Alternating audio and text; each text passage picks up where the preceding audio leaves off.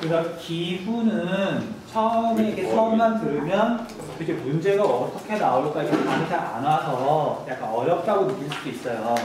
근데 오늘 강수, 바람, 뭐 나머지 부분까지 끝내고 우리가 단원 마지막에 이렇게 선생님이 정리해 놓은 부분 있잖아. 여기 한번 보면은 이제 이런 식으로 문제가 나오는구나. 그럼 내가 어떤 식으로 자료를 공부해야 되는지도 이제 감이 잡히거든요. 그래서 막상 해보면 정말 특정한 지역 몇 군데의 특징만 잘 알고 있으면 그 문제가 풀려요. 그거 중심으로만 확실히 체계를 잡으시면 돼요. 지난 시간까지 해서 기온의 특징에 대해서 간단하게 정리를 했고 오늘은 강수로 들어갈게요. 강수. 자, 먼저 강수는 내릴 강자의 물 숫자. 근데 우리가 강수라 그러면 보통 비만 생각하는데 눈도 녹으면 물이 되는 거잖아요. 그래서 강수는 비를 뜻하는 강우랑 눈을 뜻하는 강설이랑 합친 거예요.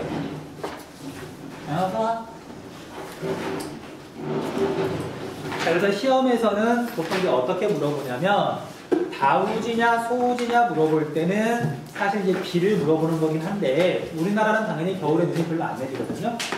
여름철에 비가 많이 내리는 대신 그러니까 다우지는 눈 생각하지 말고 그냥 비 많이 내리는데 그 다음에 다설지를 따로 물어봐요. 겨울철에 눈 많이 내리는데. 자, 그런데 여러분 이게 재밌게도 강우랑 강설이랑 비랑 눈이랑 당연히 비가 훨씬 더 많이 내리지만 시험에서는 눈도 굉장히 많이 물어봐요. 왜냐면 우리나라 서울 눈 많이 내려요? 별로 안 내려요?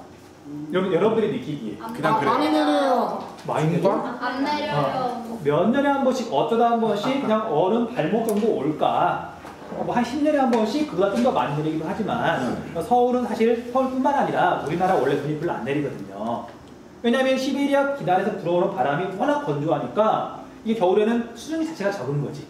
그래서 이 눈이 내리는 지역, 많이 내리는 지역이 딱 정해져 있고 그 이유도 분명하거든요. 그러니까 그리고 다른 데는 안 내리고 거기만 내리다 보니까 거기를 자주 물어보더라고요. 자, 그래서 쭉 설명해 나갈 거니까 설명 듣고 문제 풀어보시면 돼요. 자, 먼저 우리가 세계지 시간에 공부했던 내용인데 비가 내리는 원인에 따른 유형 다시 한번 간단하게 정리를 할게요.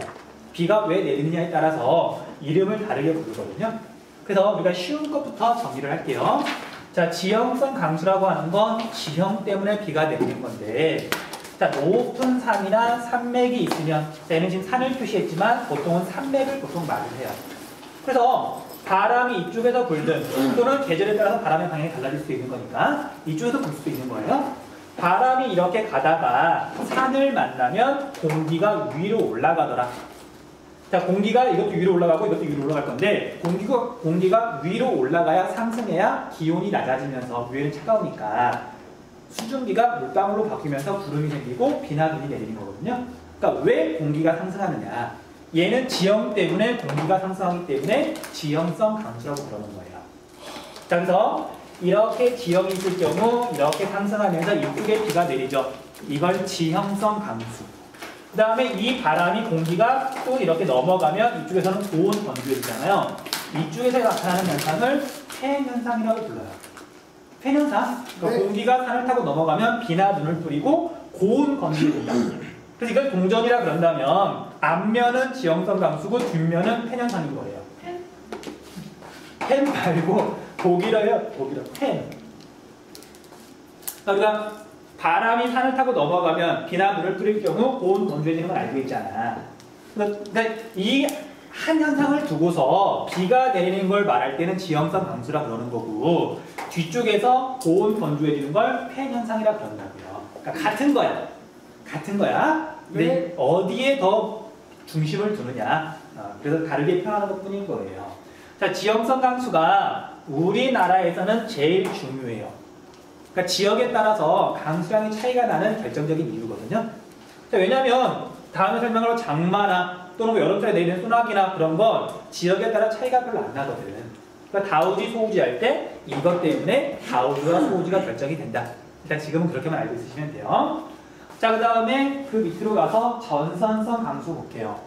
자, 전선이라고 하는 건 싸우는 선이죠. 싸움은 서로 성질이 다른 애들이 싸우는 거예요. 성질이 같으면 섞이는 거지. 그래서 여기 전선이라고 하는 건 성질이 다른 공기가 만나는데 우리나라 같은 경우에는 북쪽이 우리나라 중위도에 있으니까 북쪽은 차갑고 남쪽은 덥잖아요. 네. 그럼 북쪽과 남쪽에서 온 공기가 만나면 서로 안 섞이고 힘싸움을 하는 거죠. 오케이? 네. 그래서 이런 전선은 여러분 이름 많이 들어봤잖아요. 장마 전선이 대표적인데 장마 전선이 이렇게 있으면 북쪽은 무슨 기다? 오츠키. 차가운 오호츠크의 기다. 남쪽은 무더운 북태평양 기단이잖아요. 네. 두 개가 힘싸움 하는 거지. 네. 그 서로 이렇게 막 이렇게 올려 그러는데 자 차가운 공기와 따뜻한 공기 가운데 어떤 게 더 무겁다? 차가운 거. 차가운 공기가 더 무겁잖아요. 그러니까 이렇게 만날 경우 차가운 공기가 아래쪽으로 내려가는 거고 따뜻한 공기가 위로 올라가면서 지금 구름이 생기고 비가 내리는 거잖아요. 이런 걸 전선성 강수라고 해요. 성질이 다른 두 공기가 만났다. 그래서 이제 이거랑 구별을 하자면 장마전 생각하시면 돼요.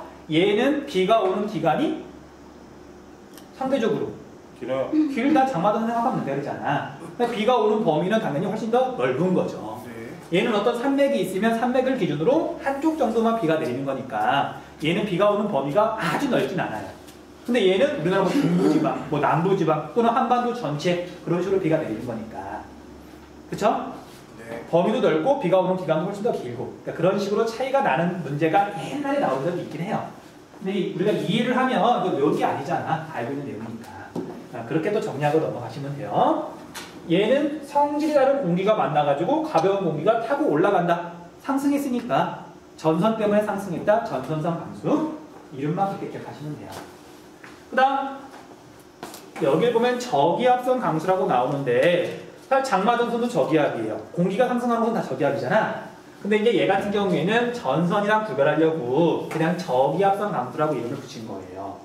자, 얘는 성질이 다른 공기, 얘는 성질이 같은 건데 공기가 상승하는 거예요. 어디서 상승하는 거냐면 열대 지방은 너무 태양 에너지가 많으니까 네. 마치 물을 끓이면 수증기가 막 증발하는 것처럼 열대 기후 지역에서 수증기가 막 증발하면서 그 에너지 때문에 태풍 같은 게 만들어지는 거거든요. 자, 태풍 분명히 강력한 저기압이고 많은 비를 뿌리잖아. 근데 얘는 뜨거운 공기밖에 없는 거지. 이해되죠? 그래서 얘는 태풍을 말하는 거예요. 열대 바다에서 생겨서 더운 공기 때문에 공기가 상승하면서 비가 내린다. 태풍. 그러니까 옛날에는 이런 자세한 원리 같은 거 다 물어봤었는데 지금은 그렇게 안 물어보니까 용어 정도만 구별하시면 돼요. 그래서 우리나라에서 어쨌든 지형성 강수가 제일 큰 영향을 미치더라. 그 다음 처음 걸로 다시 돌아가면 대륙성 강수는 우리가 세계지리 시간에 배웠어요. 스콜. 자, 우리나라에서 스콜하고 비슷한 게 소나기. 소나기. 여름철에 막 햇빛이 내리비치면 넓은 범위, 좁은 범위. 좁은 범위가 국지적이라고 하거든요. 좁은 범위가 조금 더 가열이 되면 거기서 상승기류가 막 생기면서 공기가 대류하면서 소나기가 내리더라. 우리가 대륙성 강수는 소나기고요. 한여름에만 내리는 거고. 그 다음에 우리가 앞에서 얼핏 이야기했었는데 우리나라는 도시 지역하고 농촌 지역하고 어디가 기온이 높을까? 도시가 더 높죠. 에너지를 많이 쓰니까. 네. 그럼 소나기는 도시가 많이 내릴까? 시골이 많이 내릴까? 도시? 그럼 인천하고 서울하고 보면 사실 별 차이 안 나거든. 둘 다 평야 지역이고 별 차이가 안 나는데 강수량이 꽤 많이 차이가 나요. 어디가 더 많아? 서울이 소나기가 더 많이 내려서 그래요.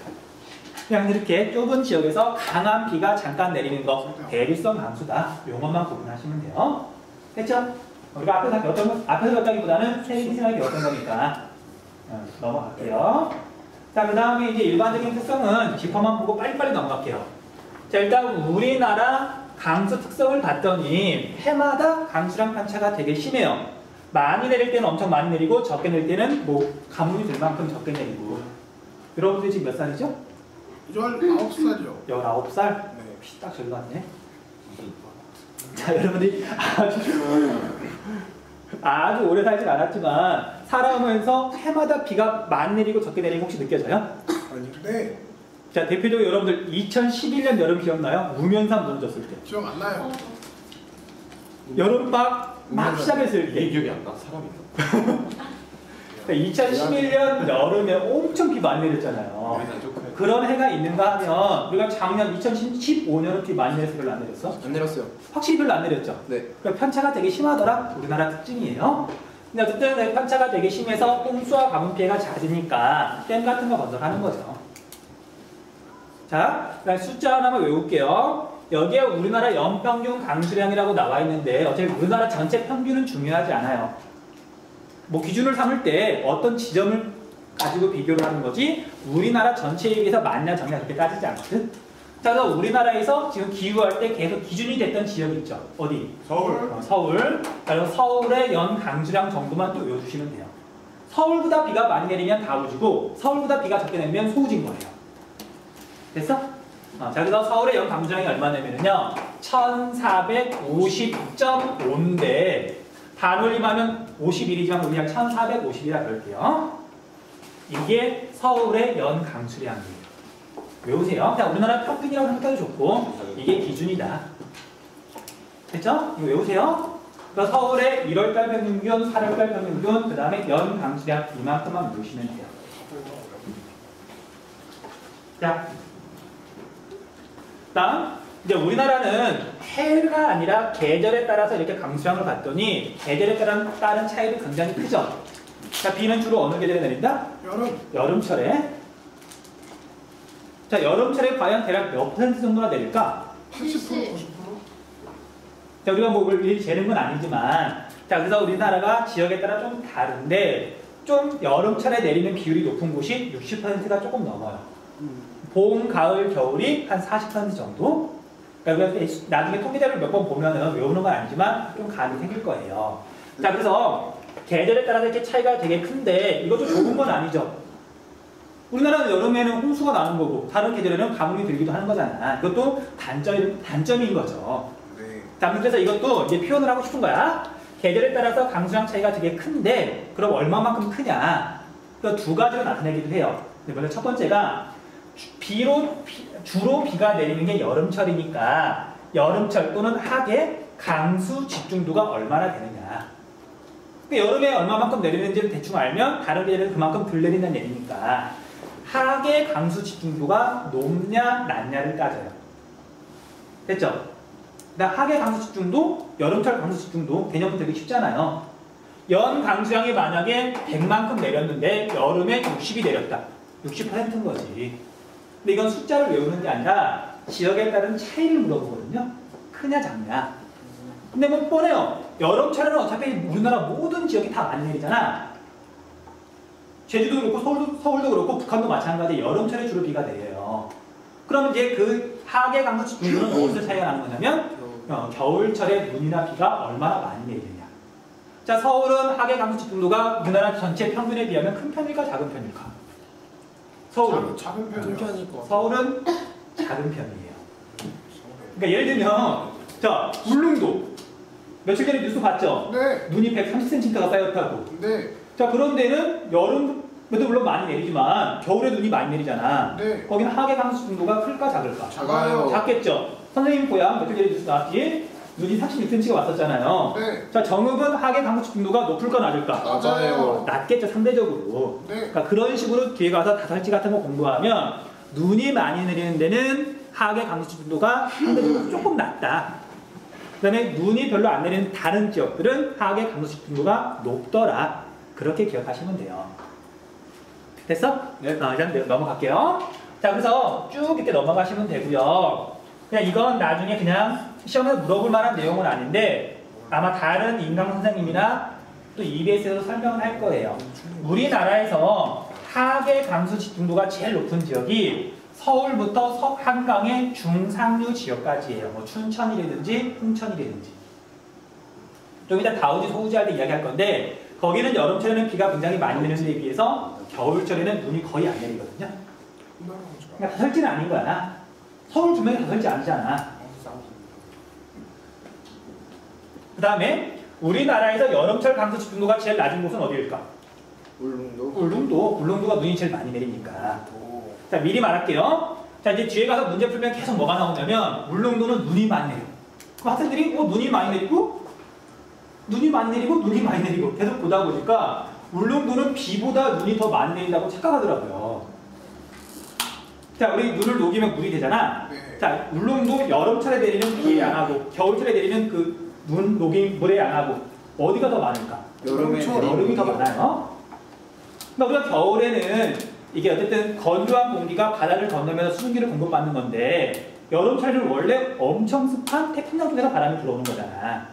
그러니까 울릉도라 하더라도 울릉도가 우리나라에서 하계 강수 집중도가 제일 낮지만 울릉도라 하더라도 여름철 강수량이 겨울철 강수량보다 많아요. 그거 하나 좀 조심해 주세요. 자, 그 다음에 또 제가 또 하겠지만 울릉도는 계속 눈 내린다 그러니까 자꾸 내린다는 게 강하게 박히나 봐요. 울릉도는 그런 배우지 않았지만 우리나라 평균에 비해서 비가 많이 내릴까 적게 내릴까? 자, 말 바꿀게요. 서울하고 울릉도하고 연 강수량 비교하면 어디가 더 많이 내릴까? 서울이 서울이 더 많이 내려요. 그러니까 우리나라는 눈이 많이 내린다고 해서 다우지가 아니라고요. 그러니까 울릉도가 유난히 눈이 많이 내리긴 하지만 우리나라 다우지는 눈이 많이 내리는 동네가 아니라 여름철에 비가 많이 내려야 다우지인 거지. 여름철에 원래 비가 많이 내리니까. 됐어요? 그러니까 울릉도 다우지 아니라고. 그냥 눈만 많이 내린다고요. 여름철에는 오히려 다른 지역보다 강수량이 적어요. 넘어갈게요. 자,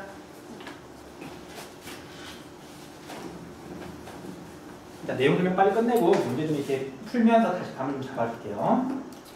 자, 다음 뒤로 넘어가서 지역에 따른 강수량 차이가 큰데 이건 당연히 지형성 강수 때문에 그런 거예요. 지형성 강수. 자, 그래서 여기 보세요. 자, 우리가 지형성 강수라고 하는 건 두 가지를 따져야 돼요. 첫 번째는 당연히 지형이 어디가 높은 산맥이 있는지 따져야 되는 거고 알고 있어야 되는 거고. 그래서 우리가 태백산맥, 소백산맥 배웠잖아. 그 다음에 우리가 이제 이 산맥도고 산경도라고 실제 지형은 다르다 그랬잖아요. 여기 남해안 일대 이렇게 산줄기가 있어요. 이 정도만 기억하시면 되거든요. 그 다음에 이제 지형이 있으면 이제 풍향도 알아야 돼요. 자, 여름철에 풍향이 주로 어떻게 될까? 이렇게. 자, 우리가 여름철에 보면은 북태평양 고기압 쪽에서 시베리아에 있는 저기압 쪽으로 바람이 들어간다. 그래서 이제 초등학교, 중학교 때는 이렇게 배웠을 거란 말이에요. 네. 근데 중요하게 바람은 직선으로 분다, 곡선으로 분다. 곡선. 움직이는 모든 물체는 휜다 그랬잖아.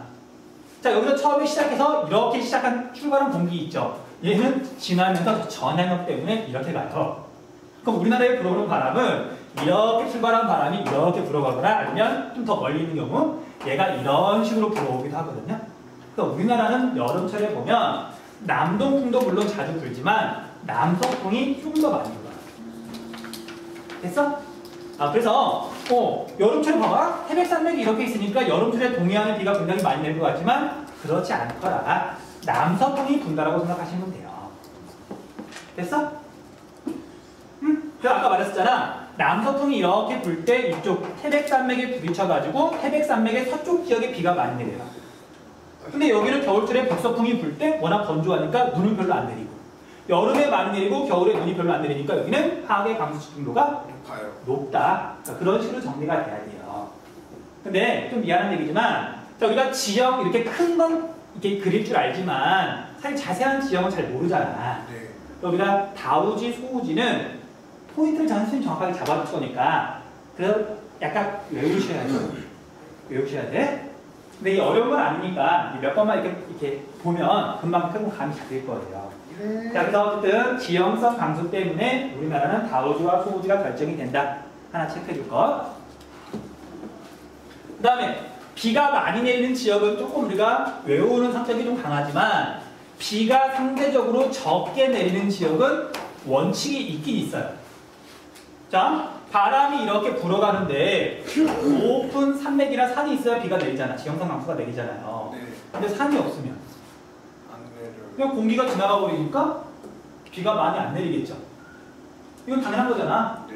산이 있어야 비가 내리는데 꼭 이렇게 가서 여기는 당연히 소우지지만 산이 없는 평야가 넓은 지역도 소우지라고.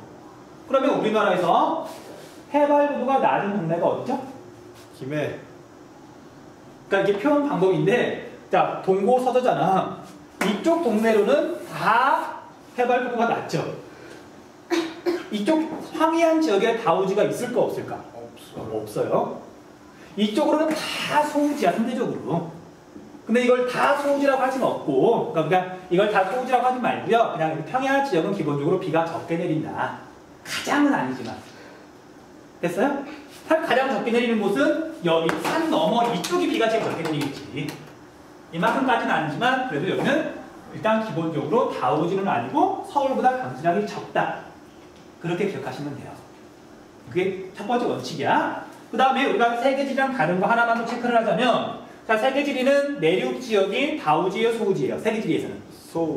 세계지리에서 고비 사막, 타클라마카 사막 다 바다에서 너무 멀리 떨어져가지고 소우지잖아. 네. 근데 우리나라 땅덩어리가 좁아요. 그러니까 우리나라 내륙은 바다에서 이렇게 안 멀단 말이야. 끽해봤자 100km밖에 안 된단 말이에요. 그래서 오히려 우리나라 같은 경우에는 해안가 지역은 높은 산이 없잖아. 해안가 지역은 기본적으로 낮으니까. 내륙 지역은 해발고도가 높은 편이잖아요. 그래서 해발고도가 높은 내륙 지역이 일반적으로 비가 많이 내려요. 자, 스미씨 방금 중요한 원리 하나 이야기한 거야. 자, 시험지를 보는데 강수양, 다우지, 소우지만 그렇게 물어봐요. 근데 문제에서 지도가 됐든 뭐가 됐든 해발고도를 제시했어. 네. 그러면 해발고도가 높은 쪽이 다우지인 거예요. 우리나라는 지형성 강수가 영향을 많이 미친다 그랬잖아. 해발고도가 높다는 얘기는 지형성 강수가 많이 내린다는 얘기니까. 그냥 뜬금없이 질문. 자, 서울이 비가 많이 내릴까? 대관령이 비가 많이 내릴까? 대관령이 한 1.4배쯤 많이 내려요. 와. 됐어? 그러니까 우리가 이미 해발고도가 높은 지역은 배웠잖아. 자, 예를 들면 전라도 지역에 보면은요, 우리가 진안고원 배웠잖아. 네. 진안고원이 여기쯤에 있는 거거든요. 전라북도 내륙 쪽에. 네. 그러면 전라북도 여기 황해안 지역하고 여기 무주, 진안, 장수라고 여기 지역하고 비교해보면 어디가 더 비가 많이 내릴까? 진안고원. 이쪽에서 비가 많이 내린단 말이에요. 네. 해발고도가 높으니까. 됐어? 네. 이게 이제 시험에서 물어보는 강수량과 관련된 중요한 포인트예요. 포인트. 야, 무진장이 선생님이 전라북도가 고향이니까 초등학교 때 배우는데 그 무주, 진안, 장수를 묶어가지고 무진장 후진 동네라고 배워요. 아니, 운전처럼 하는 거지. 그러니까 이제 해발고도가 높으니까 이렇게 좀 사람 살기 힘들거든. 평야 지역. 그러니까 특히 전라도 지역은 평야가 많잖아. 네. 그러니까 산 위에 사는 애들이 되게 불쌍하다고 느꼈던 거야. 선생님 동네에 가면 지평선이 보이거든. 산이 아예 있고. 됐죠? 네. 자, 그 다음에 이제 밑에 있는 부분은 원리 같은 건 안 물어보고요. 정말 이제 지역에 따라서 비가 많이 내리냐 적게 내리냐 그것만 물어보니까 정리해놓고 몇 번 더 보세요. 그 기준은 서울보다 많이 내리느냐 적게 내리느냐. 그리고 파란색으로 지금 정리해놓은 부분들이 시험에서 자주 물어보는 동네예요. 자, 일단 밑에서부터 이제 다우지, 소우지 정리해서 들어갈게요. 제가 지금 연 강수량을 나타낸 건데, 다우지부터 정리할게요. 다우지는 노란색으로 정리하겠어. 네. 자, 기본적으로 우리나라는 남쪽에 태평양, 북쪽에 시베리아 대륙, 여름철에는 바람이 이렇게 불죠. 네. 당연히 수증기가 많을수록 당연히 비가 내릴 가능성이 높잖아. 남쪽이 더 비가 많이 내려요. 북한으로 갈수록 당연히 적게 내리고, 색깔을 봐도 북쪽으로 갈수록 색깔이 달라지죠. 그래서 여름철에 장마 영향도 더 많이 받고, 태풍도 남쪽에서 올라오니까 태풍 영향도 많이 받고, 수증기도 더 많으니까 비가 더 많이 내리는 지역이 제주도랑 그 다음에 여기에 있는 남해안 일대예요. 여기는 다우지. 제주도랑 남해안 일대 이렇게 정리해 놓으시면 되고요. 이유는 안 물어본다 그랬어요. 그냥 지점 찍어놓고 다우지냐 소우지냐 물어본다 그랬어. 네. 그래서 우리가 제주도는 뭐 서귀포를 찍든 제주를 찍든, 그 다음에 여기 남해안에 있는 대표 도시 정도는 우리가 좀 알아두면 좋아요. 남해안에 봤더니 통계 자료를 봤더니 현재 우리나라에서 가장 비가 많이 내리는 지역이 어디라고 나와 있냐면 거제라고 나와 있어요. 그러니까 제주보다 수치가 더 높아. 와우. 물론 이제 거제도에 있는 그 기상 관측소 있잖아. 거기만 유난히 비가 많이 내렸을 수도 있는데 제주도만큼이나 많이 내리는 데가 거제 바로 옆에 부산도 많이 내리고요. 그 다음에 여기 가운데쯤에 와서 보면은 우리가 배웠던 거 여수 있죠. 여수도 당연히 다우지고, 그러니까 이 정도만, 그러니까 남해안에 있는 지역이 다우지다. 기억해 두시면 돼요. 그 다음에 여기 보면 볼록 이렇게 올라와 있는데 얘가 섬진강 유역이에요. 여기도 산이 많아가지고 그냥 섬진강 유역 그냥 남해안하고 묶어가지고 여기도 다우지다. 여기 섬진강을 시험에서 물어본 적은 한 번도 없어요. 그냥 남해안하고 제주도가 다우지. 그 다음에 EBS 수능 특강이나 아니면 다른 교과서 같은 거 보면은 한강 중상류 지역이 다우지라고 배우거든요. 이유는 주로 남서풍이 불 때 태백산맥에 부딪혀가지고 비가 내린다. 그렇게 정리를 하는데 이쪽은 우리가 다우지 목록에서 그냥 지우세요. 그러니까 다우지라고 이제 옛날에 쓴 그런 한국지리 그런 전공 서적이 있죠. 대학생들이 보는. 거기에는 분명히 그때는 유의미할 정도로 차이가 났을지 모르지만 지금은 서울하고 여기 가운데 있는 춘천하고 뭐 홍천하고 비교하면 서울 감수량이 더 많아요. 그리고 여기는 다우지라고 하지 말고 서울을 비롯해서 이쪽 동네는 그냥 하악의 감수 집중도가 우리나라에서 제일 높다라고만 기억하시면 돼요. 그렇게? 지금 다우지 몇 개 안 나와요. 자, 그 다음에 오히려 EBS나 다른 데 보면 절대 다우지라고 안 나오는데 태백산맥의 동쪽 지역 있죠? 불안정하게 해놓고 이쪽 지역 강릉부터 해가지고 태백산맥이 이렇게 있으니까 그 동해안 지역 있죠? 북한까지 해가지고 여기가 다우지예요. 그러니까 그 이유가 왜 그러냐면 여름철만 생각하면 여기가 당연히 비가 아주 많이 내리는 건 아니거든 당연히. 근데 우리가 겨울이나 봄, 가을에 시베리아 기장이 약해지면 이렇게 불던 바람이 이렇게 바뀌는 과정에서 이쪽 북동쪽에서 바람이 종종 자주 불거든요. 그때 부는 바람이 여기가 바람 바지 사면이 되는 거잖아요. 그래서 이쪽 동네가 의외로 비가 많이 내려요. 눈도 많이 내리고. 그래서 서울하고 강릉하고 비교해보면 물론 아주 작은 차이예요. 차이가 많이 줄었더라고. 서울에 소나기가 점점 많이 내리면서 강릉이 서울보다 강수량이 많아요. 그래서 다시 강릉부터 해가지고 북한의 원산까지 있죠. 자, 여기를 기준으로 여기 함흥은 함경산맥 옆이잖아. 함흥이랑 원산이랑 완전히 달라요. 원산까지는 태백산맥의 영향인 거고 함흥은 완전히 함경산맥이니까 원산까지가 다우지거라. 참고로 여기 원산 이 근처 있죠. 여기는 북한에서 비가 제일 많이 내리는 동네예요. 자, 그 다음에 여기에 남림산맥이 이렇게 있는데 북서풍이 이렇게 불다가 여기 2차 산맥들도 있잖아요. 이런 2차 산맥의 그런 영향 때문에 여기 지역이 다우지예요. 자, 여기 있는 강이 청천강인데 자, 우리가 이름이 중요한 게 아니라 위치가 중요해요. 청천강 중상류 지역이라고 표시를 하는데 말을 하는데 얘는 이름보다는 신유주랑 위도가 같고 조금 내륙 지역 해안가 지역은 다우지 없다 그랬죠. 그러니까 남해안 같은 경우는 이게 남해안에 이렇게 실제로 산맥이 있으니까 한 줄기가 있으니까 비가 많이 내리는 거지만 다른 데는 해안가가 절대 다우지 아니란 말이에요. 신인주하고 위도가 똑같은 여기가 다우지더라. 그리고 북한에서는 여기가 비가 제일 많이 내리고 그 다음 여기예요. 여기 다우지 하나, 둘, 셋, 네 개만 정리했죠. 네. 이 정도로 외울 줄 알아야 돼. 됐죠? 그래서 각 지역들의 수치는 보시면 돼요.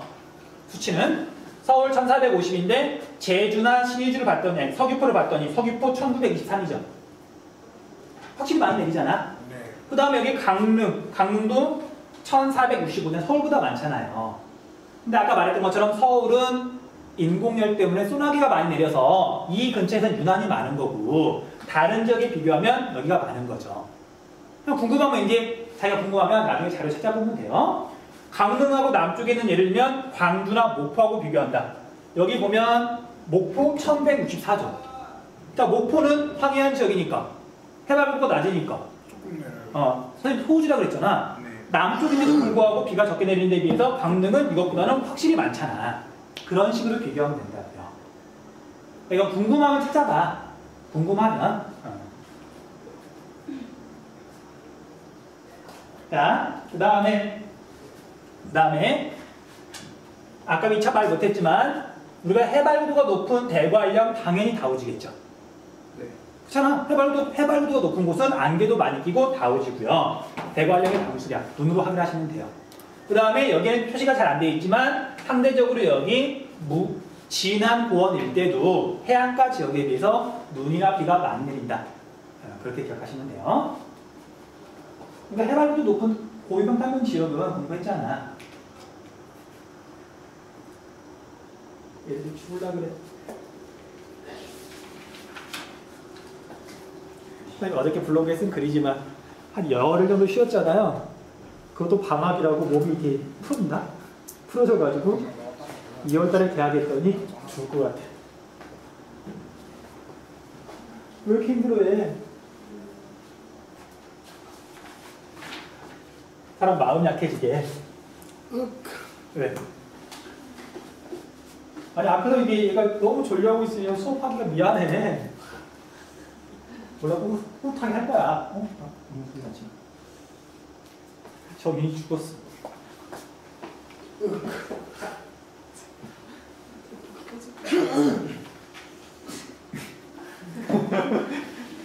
자, 소우지 할게요. 자, 소우지는 이제 여기 보면 잘 구별이 안 될 수도 있는데 다시 포인트 정확하게 잡아줄게요. 자, 우리가 태백산맥이 이렇게 있고 소백산맥이 이렇게 있는데, 자, 우리가 산 경도를 보면 대구가 분명히 분지였었죠. 기억나요? 태백산맥이 실제로는 더 아래까지 뻗어 있긴 하지만, 근데 이쪽 동네가 대구를 비롯해가지고 경상북도 전체가 이렇게 소우지라고 일단 기억을 하셔야 돼요. 소우지인데 어느 정도 소우지냐면 대한민국 남한에서는 가장 비가 적게 내리는 동네. 이유는 자 남서풍이 이렇게 불 때 이 높고 험한 산맥이 수증기를 차단해버린단 말이에요. 또 대구뿐만 아니라 이 바람이 수증기가 차단이 되니까 이쪽 경상북도 지역은 해안가 지역까지도 전부 소우지예요.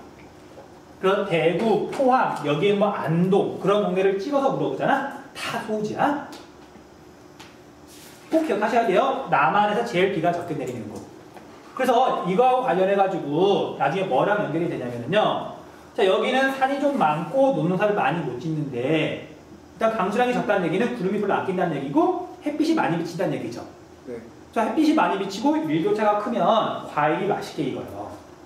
그리고 우리나라에서 과일 생산량이 제일 많은 곳이 경상북도예요. 그러니까 대구 사과가 옛날에 유명했었잖아요. 지금은 아니야. 지금 대구에 사과 제일 안 하거든요. 왜요? 원래 사과가 약간 서늘해야 잘 자라요. 네. 지구 온난화랑 그 다음에 대구가 이렇게 도시화가 되면서 사과나무 다 뽑아내고 건물 지었어요. 그러니까 지금은 대구에 사과나무가 없어. 옛날 얘기예요. 근데 아무튼 그래서 여기 경상북도가 우리나라에서 소우지기 때문에 과일 생산량이 제일 많다. 이것도 체크를 좀 해주세요. 이것도 시험에서 포인트가 되는 중요한 핵심이야. 시험에서 물어볼 때. 과일하면 물론 제주도도 많이 재배하지만 경상북도가 제일 많이 재배한다고요. 그 다음에 다른 교재에는 그렇게 설명이 안 되어 있지만 황해안 지역은 전부 소우지인데 전라도 지역 황해안은 호남평야, 나주평야 해가지고 해발도가 낮거든요. 그래서 전라도 황해안 지역은 전부 소우지예요. 근데 다른 교재에는 여기 소우지라고 안 나온다. 하지만 보면 알겠지만 목포 1164, 그 다음에 여기 대구 있을 텐데 대구 1064, 대구보다는 조금 많지만 목포, 서울보다는 확실히 적잖아요. 그냥 우리는 소우지라고 알고 쓰면 돼. 물론 대구 여기가 더 적게 내리지만 목포도 소우지다. 자, 그래서 여기 또 뭐랑 연결이 되냐면요. 목포 앞에 있는 여기 섬 되게 많죠. 네. 여기가 어디냐면 신안이에요. 자, 여기가 소우지야. 바닷가 지역이야. 갯벌도 넓게 펼쳐져 있어요. 일조 시간이 길어. 뭘로 유명해? 염전, 천일염으로 유명하잖아요. 염전, 우리나라에서 천일염으로 제일 유명한 데가 신안이야. 소우지니까.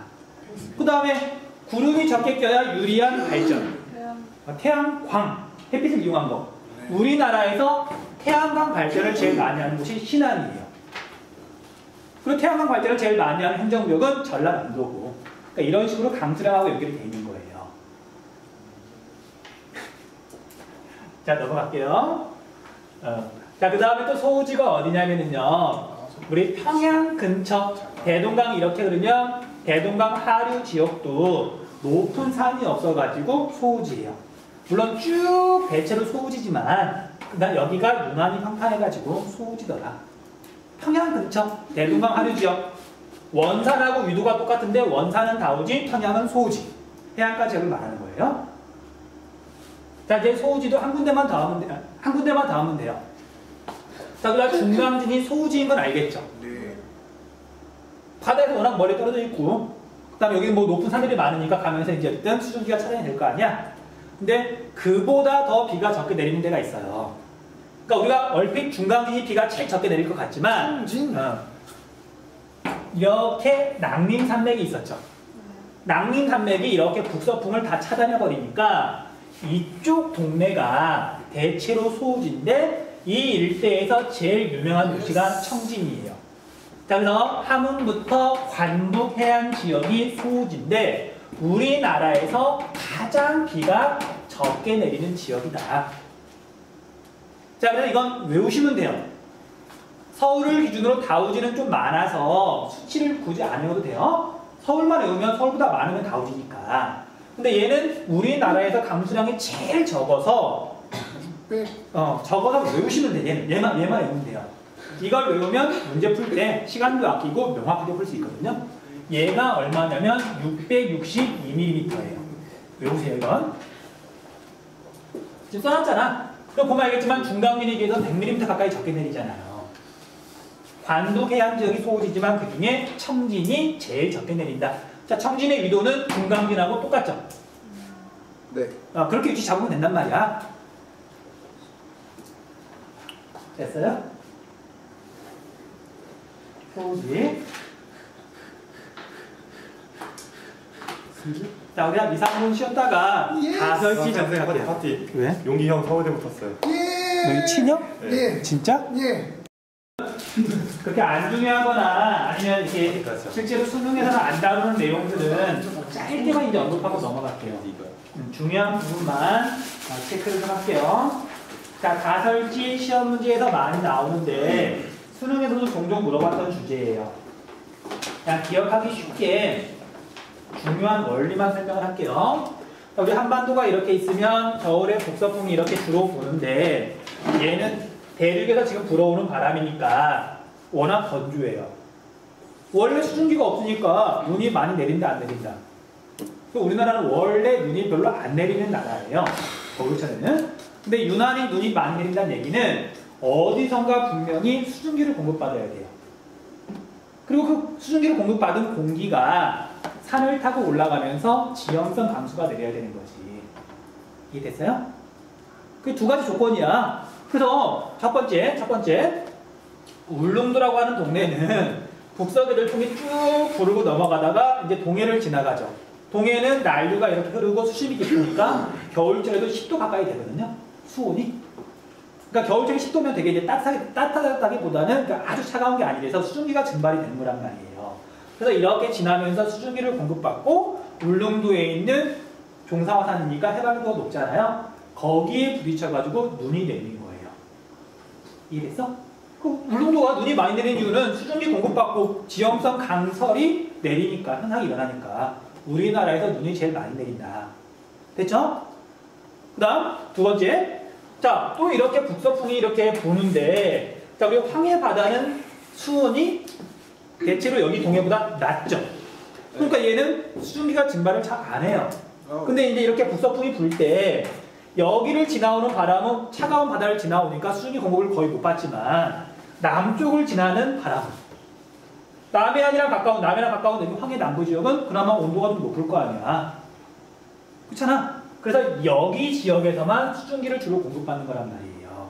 그래서 황해안 지역 중에서는 우리가 기온이 낮다고 해서 눈이 많이 내리는 게 아니라 수온이 어느 정도 높아야 눈이 내리는 거예요. 그래서 우리가 바다를 지나면서 이렇게 수증기를 공급받고 대기가 불안해지는 걸 바다 효과라고 부르는데 뭐 그 용어를 물어보진 않아요. 그래서 북쪽이 아니라 오히려 남쪽 지역이 눈이 많이 내린다. 그 다음에 우리가 앞에서 산경도를 찾아보면 산맥도 말고요, 백두대간이 이렇게 뻗어 있으면 여기서부터 이렇게 산줄기가 이렇게 지나가거든요. 전라도 지역을. 여기 산에 부딪혀가지고 전라도 황해안 지역이 눈이 많이 내려요. 전라도 황해안 지역.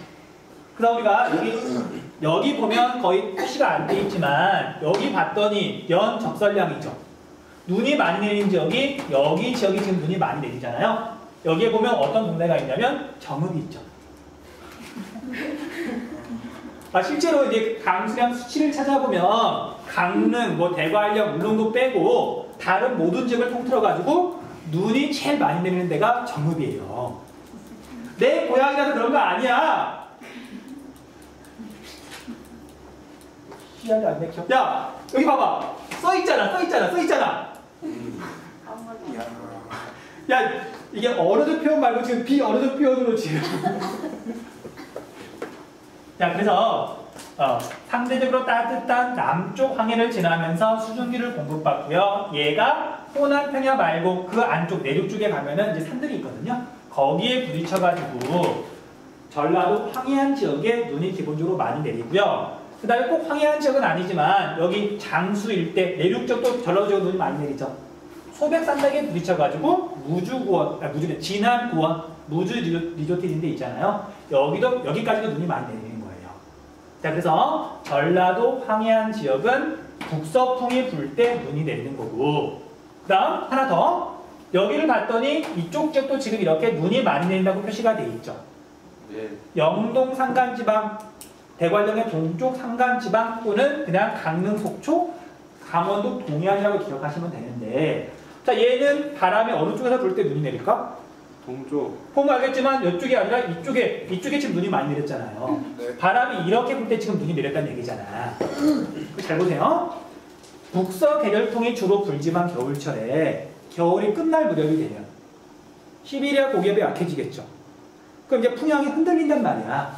한겨울에 강릉이나 대관령 그쪽에서 눈 잘 안 내려요. 겨울이 끝날 무렵에 그 과정을 생략할게요. 북서풍이 약해지면서 때로는 북동풍이 불기도 하거든요. 일단 여기 태백산맥 동쪽에 비가 내린다 또는 눈이 내린다. 북동풍이 분다는 얘기야. 그러면 이 북동풍이 동해를 지나면서 수증기를 공급받고 얘가 태백산맥에 부딪혀서 태백산맥 동쪽으로 눈이 많이 내린단 말이죠. 그래서 여기 이 지역에 눈이 내릴 때는 북동풍이 불더라. 자, 그럼 북동풍이 불 때 울릉도는 눈이 내릴까 안 내릴까? 내려요. 울릉도는 내리죠. 사방이 바다니까. 얘는 바다가 황해니까 북서풍이 불 때 눈이 내리는 거고, 얘는 북동풍이 불 때 눈이 내리는 거고, 울릉도는 아무 때나 눈이 내리는 거죠. 그래서 일기예보를 잘 봐야 돼요. 12월달 1월 초에 눈이 막 내린다고 뉴스에 나오는 지역은 울릉도는 뉴스에 잘 안 나와요. 사람이 별로 안 사니까. 실제로 우리 울릉도에 그 나리분지에 사람들이 살거든요. 거기 있는 사람들 대부분은 한겨울이 되면 육지로 나와요. 눈이 너무 많이 내리니까 사람이 살기 너무 힘들어가지고. 그러니까 거기는 뭐 피해 입을 게 없잖아요. 뉴스에 안 나와. 근데 12월달, 1월달에 뉴스에 나올 때는 항상 정읍, 뭐 광주, 전라도 지역에 눈이 많이 내렸다고 뉴스에 나오는 거예요. 지금 내가 거짓말하는 거 아니잖아. 그치? 그 다음에 2월 달부터 3월 초까지 눈이 막 내린다고 뉴스에 나올 때는 대관령에 막 50cm가 쌓였다느니, 뭐 강릉에 뭐 40cm가 쌓였다느니, 여기 동네가 겨울이 끝날 무렵에 뉴스에 나오는 거예요. 실제로 그런지를 한번 확인해봐. 일단 여기에 눈 내리는 건 뉴스 봤잖아. 예.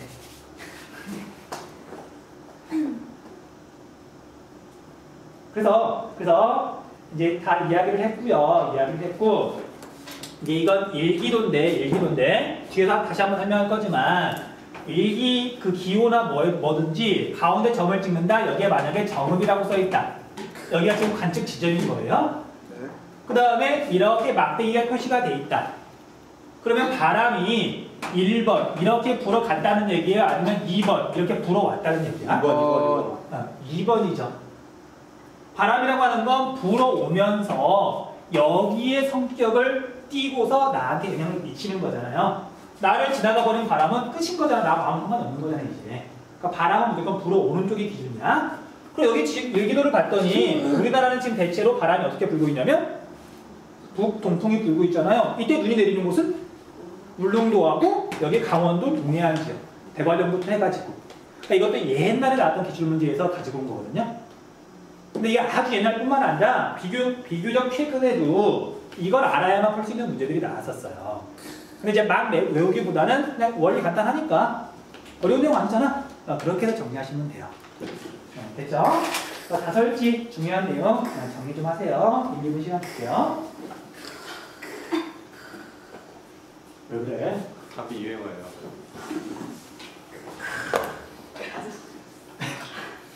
이거는 기본은 매소한데. 이게 내가 할 수는 없지만 확실히 결혼을 하면 사람이 빨리 늙어요. 한 2배 정도 이게 노화되는 속도가 빨라지고 거기서 이제 애를 낳잖아. 노화된 폭포가 제곱으로 빨라져서 지금 선생님이랑 나이 똑같아. 내 대학 동기들 보면 얼굴 장난 아니야.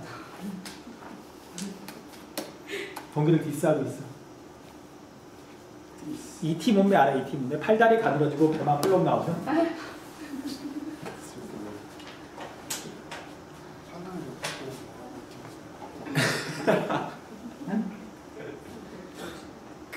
E.T. 그렇죠. 이거 단비 유행어예요? 아니 원래 제 거예요. 원래 그럼 왜 사귀지 않나? 우리랑 왜 그래 도대체? 야 남자들 말하고 있는데 너가 왜 떠들어? 왜 누가 어디 나한테 말하라고 많이 했어? 미안. 선비 되게 사귀나? 자, 뒷부분 그렇게 안 중요한 내용은 빨리 하고 넘어갈게요. 자, 우리나라의 바람인데 우리가 세계질이 아니니까 우리나라에서는 기본적으로 1년 내내 어떤 바람이 불려 그러냐면 편서풍이 불려 그런다. 이건 다 알고 있는 내용이잖아요. 우리가 편서풍 때문에 나타나는 현상들이 지구과학 시간이나 아니면 중학교 과학 시간에 다 배웠던 내용이거든요. 황사먼지가 중국에서 우리나라 쪽으로 날아오고 고기압이나 저기압도 이동성 고기압 저기압도 이렇게 중국 쪽에서 우리나라로 다가오고 그런 내용들이었었잖아요. 기본적으로 우리나라는 편서풍의 영향을 받더라. 그런데 우리가 이제 그러니까 세계지 시간에 이제 공부를 워낙 잘해가지고 편서풍이라고 하는 건 적도랑 극지방의 온도 차이 때문에 부는 바람인 거죠. 근데 이 온도 차이라고 하는 건 적도랑 극에서만 차이가 나는 게 아니라 위도가 비슷할 경우에는 대륙이냐 바다냐에 따라서 또 온도 차이가 나잖아요. 네. 그것 때문에 또 이제 열이 교환돼야 되는 거잖아. 네. 근데 중요한 건 거리가 멀면 당연히 상대적으로 힘이 약한 거죠. 네. 그러니까 여기하고 여기는 차이가 많이 나지만 여기하고 여기 두 지점 사이는 온도 차이가 별로 안 나는 거잖아. 네. 자, 그래서 여러 가지 원인이 겹칠 때에는 규모가 작은 데서 생기는 원인 때문에 부는 바람 있죠. 그 바람이 더 센 거예요. 자, 무슨 소리냐면 자, 우리나라 분명히 계절풍 불죠. 네. 자, 봐봐. 우리 한반도가 이렇게 있으면요. 자, 겨울에는 북서 계절풍이 분다라고 알고 있잖아요. 네. 편서풍은 어떻게 불어요? 이렇게 부는 게 편서풍이죠. 네. 얘랑 둘 다 서쪽에서 불어오는 바람이잖아. 네. 아무 문제가 없이 그냥 서풍이 더 세지는 거예요.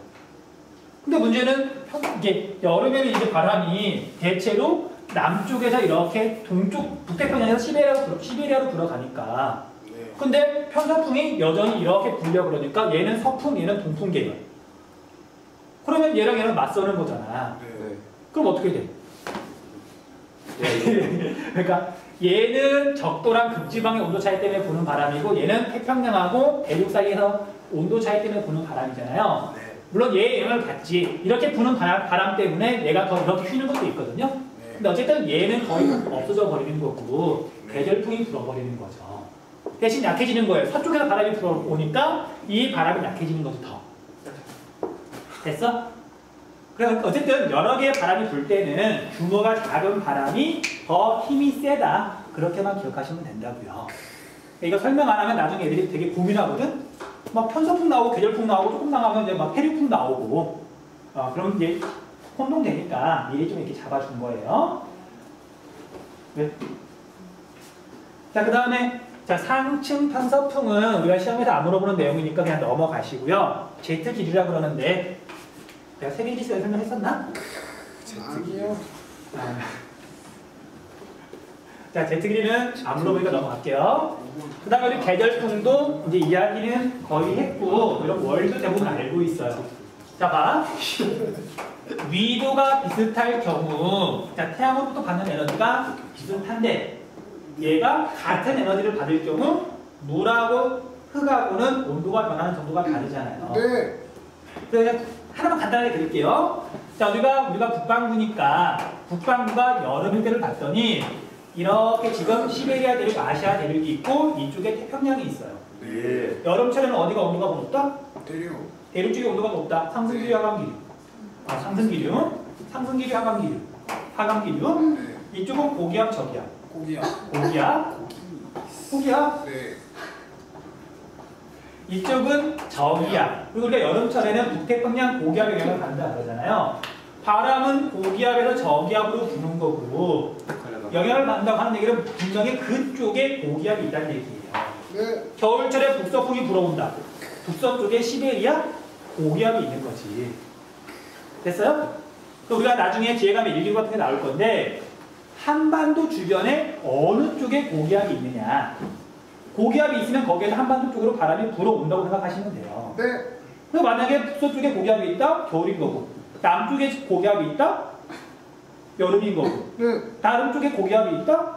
그럼 당연히 다른 계절인 거죠. 가을. 자, 그렇게 생각하시면 돼요. 엑스야. 됐어? 어? 응. 자, 그래서 계절풍은 이렇게 바다랑 대륙의 비열 차이 때문에 불고 여름에는 고온 다습한 바람이 북태평양 쪽에서 겨울철에 이제 모든 게 반대가 돼가지고 시베리아 고기압, 시베리아 대륙에서 우리나라 쪽으로 한랭 건조한 바람이 불더라. 뭐 계절풍 뻔한 거니까 넘어가시면 돼요. 자, 근데 이게 뭐 당연한 얘기지만 자, 여러분들 여름에 바람이 세게 불어요? 겨울철에 세게 불어요? 겨울. 겨울이 훨씬 세게 불죠? 아까 간단하게 이거 설명했잖아. 네. 아. 서풍이 생각나. 편서풍하고 서풍하고 만나기도 하고요. 서풍. 그 다음에 앞에서 얘기했던 것처럼 겨울철에는 태평양 쪽은 온도가 많이 안 떨어지는 데 비해서 우리니까 시베리아 쪽 온도가 엄청나게 많이 떨어져가지고 온도 차이가 훨씬 더 크게 벌어진다 그랬잖아. 여러 가지 이유가 복합적으로 작용해가지고요. 겨울철에는 바람이 훨씬 세게 불어요. 네. 선생님, 근데 태풍 불 때 바람 엄청 많이 불어요. 그거는 이제 우리나라가 1년에 태풍의 영향을 한 두세 번 받거든요. 네. 그러니까 잠깐 받는 거기 때문에 우리가 보통 여름철, 겨울철 할 때는 평균 풍속을 말하는 거죠. 그리고 태풍은 계절풍은 아니잖아. 자, 그래서 겨울하고 여름하고 풍속을 봤더니 더 진하고 더 높은 쪽이 당연히 겨울이고요. 그 다음에 겨울철이건 여름철이건 바람이 더 세게 부는 지역들이 있어요. 마찰이 없는 지역. 그럼 당연히 바닷가 지역이나 섬 지역이 바람이 세게 불 거고 한 군데 더 해발고도가 높은 곳. 그래서 우리가 풍력 발전을 하기 유리한 곳이 해안가 지역 아니면 고원? 고위평탄면. 그럼 우리나라에서 가장 큰 풍력 발전소 단지가 어디에 있냐면요. 대관령에 있어요. 바람이 세게 부니까. 제주도. 물론 제주도에도 풍력 발전소 단지가 있고. 그러니까 이것도 당연히 뒤에 가서 연결이 되는 거예요. 자, 뻔한 내용들은 넘어가면 되고요. 자, 이제 폐현상과 녹색바람 이것도 뭐 핵심은 다 나왔으니까 이것도 빨리 정리할게요. 자, 아까 말했던 것처럼 높은 산맥이 있을 경우, 산이 있을 경우 바람이 산을 타고 넘어가면서 이쪽에 비가 내린다. 지형성 강수.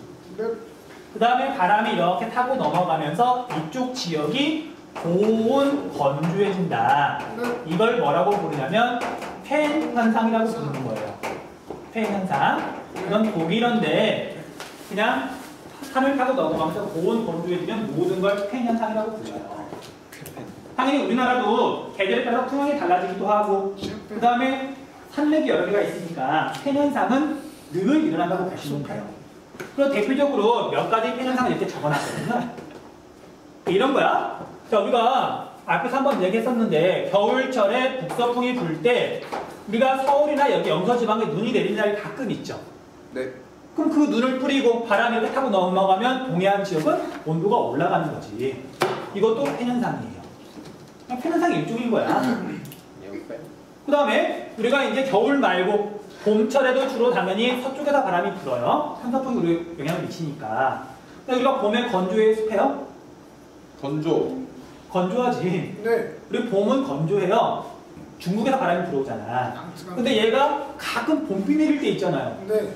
그러면 이쪽 태백산맥 여기 서쪽 지역에다 봄비를 내리고 이렇게 넘어가면 동해안 지역은 고온 건조해져가지고 산불이 그때 만약에 나잖아요. 갈피를 못 잡아요. 아마 이제 여러분들 기억 못할 건데 낙산사라고 하는 되게 유명한 절이 있었거든요. 네. 여러분 어렸을 때 홀라당 불에 타버렸어요. 그게 4월달에 산불이 났었거든요. 낙산 해수욕. 그러니까 불을 못 끄는 거야. 너무 이게 건조한 상황에서 산불이 나니까. 그래서 이것도 폐현상인 거야. 그 다음에 우리가 제주도가 이렇게 있으면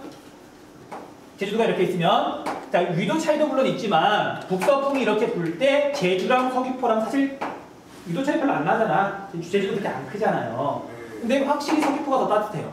이유는 넘어가면서 바람만. 폐현상이 일어나기도 하니까 바람도 불러 막아주고 그러니까 이런 모든 게 폐현상이에요. 됐죠? 자, 그런데 이런 폐현상 중에 폐현상 중에 네. 높새 바람이라고 하는 우리 인간한테 우리 한반도에 사는 사람한테 큰 피해를 주는 폐현상이 있어요. 그 얘에다가 그냥 특별한 이름을 붙여놓은 거예요. 높새 바람. 자, 높새 바람 가끔 물어보니까 기억 좀 해주세요. 네. 자, 높새 바람은 뭐냐면 우리 전통 용어로 북풍을 갖다가 높바람이라고 불러요. 네네. 그 다음에 동쪽에서 부는 바람을 새바람이라 그러는데 그 맞바람. 사이에서 부는 바람을 높새 바람이라 그래요. 마파람은 그래서 높새 바람은 기본적으로 풍향이 무슨 풍이냐면 북동풍이더라. 북동풍이 불면서 폐현상이 나타나는 거예요. 근데 봅시다. 자, 우리나라에서 북동풍이 부는 시기가 한겨울 물론 아니죠. 겨울 네. 끝날 쯤. 물론 겨울이 끝날 때쯤 북동풍이 불기도 하는데 사실 그때는 우리가 사실 피해를 입을 게 없어요. 네. 자, 폐현상이 일어나가지고 온도가 올라가서 겨울이 끝날 무렵에 좋지. 개꿀. 자, 그래서 자, 이게 뭐 좋아서가 아니라 북동풍이 불 때 폐현상이 일어나는데 우리한테 피해를 주기 때문에 다루는 거거든요. 그래 보세요. 북서풍에서 이제 남쪽 계열로 바람이 바뀌는 겨울에서 여름으로 넘어가는 늦봄부터 초여름 사이에도 북동풍이 불어요. 그러니까 얘는 좀 힘이 약해졌고 대륙 말고 이쪽 오호츠크해 쪽에 5월달부터 6월 초까지 늦봄에서 초여름 사이에 이쪽에서 고기압이 발달을 하거든요. 그 오호츠크해 기단이랑 이쪽 고기압 기단에 영향을 미친다는 얘기는 거기에 고기압이 있다는 얘기야. 네. 이거랑 북태평양 기단이랑 북태평양 고기압이랑 힘싸움을 하는 게 장마잖아요. 네. 장마 언제죠? 여름. 초여름. 초여름이죠. 그러니까 장마치기 전인 거야. 장마치기 전에는 아직 얘가 힘이 좀 약한 거고 네. 얘가 더 힘이 셀 때 얘가 한반도에 영향을 미치는 거란 말이에요. 그래서 오호츠크의 기단에서 오호츠크의 고기압에서 늦봄부터 초여름 사이에 이렇게 북동풍이 불어오는데 초여름 밭에다가 작물 심어놓고 노래다가 벼 심어놓고 오. 지금 되게 식물이 작을 때 북동풍 이렇게 불더니만 다른 건 상관없는데 태백산맥이 이렇게 있으면 이렇게 타고 넘어가면서 강릉 이런 데다가는 비를 뿌려요. 강릉 사람들 되게 좋아해요. 농작물 심어놨는데 비가 내리고 있잖아. 근데 문제는 이쪽 영서지방 사람들은 난리가 나는 거지. 이제 막 콩 심어놔가지고 콩이 막 싹이 트고 있는데 고온 건조한 바람이 막 2, 3일 막 불잖아? 콩 같은 거 다 말라 죽어버린단 말이에요. 무슨 내 판단하구나. 자, 그래서 이런 식으로 영서지방에 피해를 입히는 그 폐현상을 높새 바람이라고 불러요. 네. 자, 정리 다 끝났어요. 네. 자, 시기는 언제냐면 장마치기 직전, 늦봄에서 초여름 사이에 어디에서 바람이 부는 거냐면 오호츠크의 고기압에서 풍향은 당연히 북동풍이 불 때 영동지방은 비가 내리고 영서지방에서는 가뭄 피해를 입히는데 얘네들이 너무 싫은 거지. 그래서 영서지방 사람들이 이걸 높새 바람이라고 부르는 거예요. 높새 바람 말 그대로 북동풍 되게 싫어하는 바람. 됐죠? 그렇게 기억하시면 돼요. 자, 그 다음에 이제 밑에 있는 설명들은 이거 그냥 안 읽어봐도 돼요. 지구과학스러운 내용이거든요. 근데 이제 가끔 문과생 중에서도 그 이과에 피가 흐르는 애들이 있어요. 나 같은 애들. 색약이기 때문에 어쩔 수 없이 문과로 온 애들. 그런 애들을 위해서 적어놓은 거지. 여러분들은 그냥 지우셔도 돼요. 지우셔도 돼요. 선생님 고등학교 때 문과 이과 나눠가지고 이과 애들이 지구과학을 깊게 배우긴 했었거든. 근데 학교가 조그만해가지고 지구과학 선생님이 한 분밖에 없었어요. 그러니까 문과도 들어오고 이과도 들어가는 거야. 근데 이제 그분이 문과에서 수업을 하시는데 문과에서 수업하는 게 제일 재밌다고 하시더라고. 이유가 뭐냐면 나 혼자 수업했거든.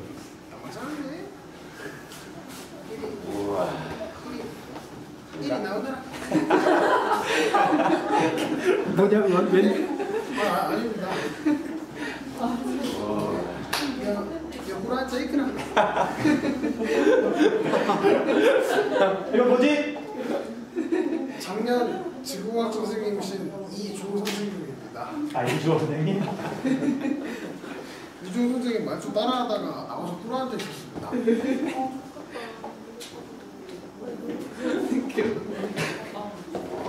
따라하다가 꿀하고 있었어?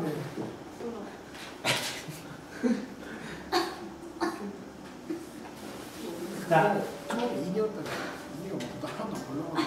아니 누구 나오라고. 나갈게요. 내일이 나오잖아.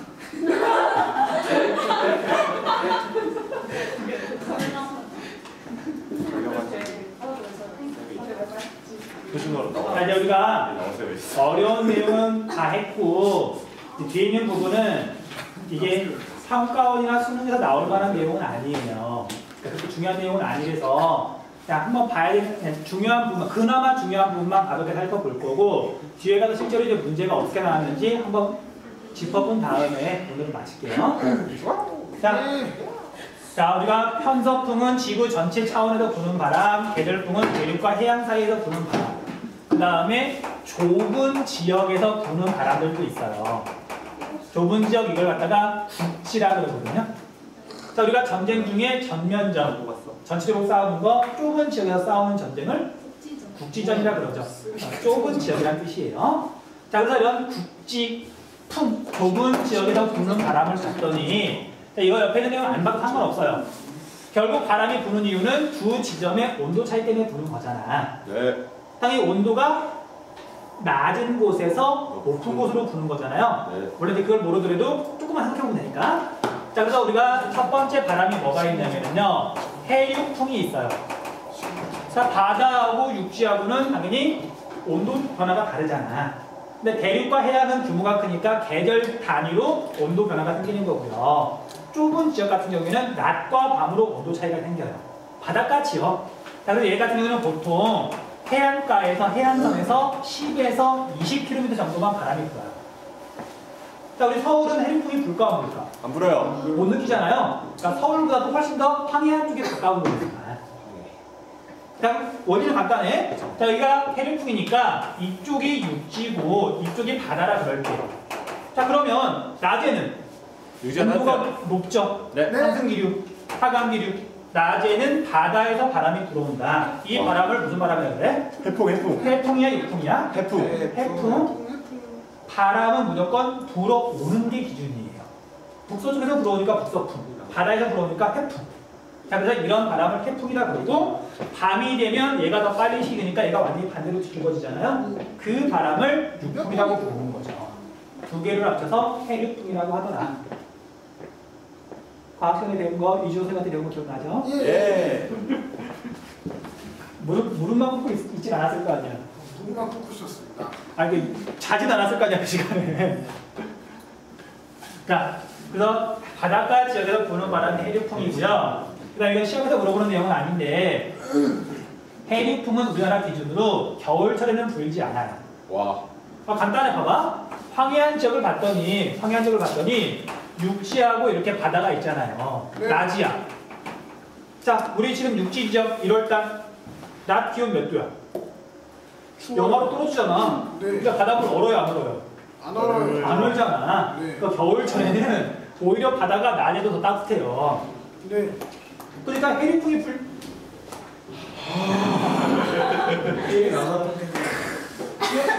이런 꿇어앉아 있더라.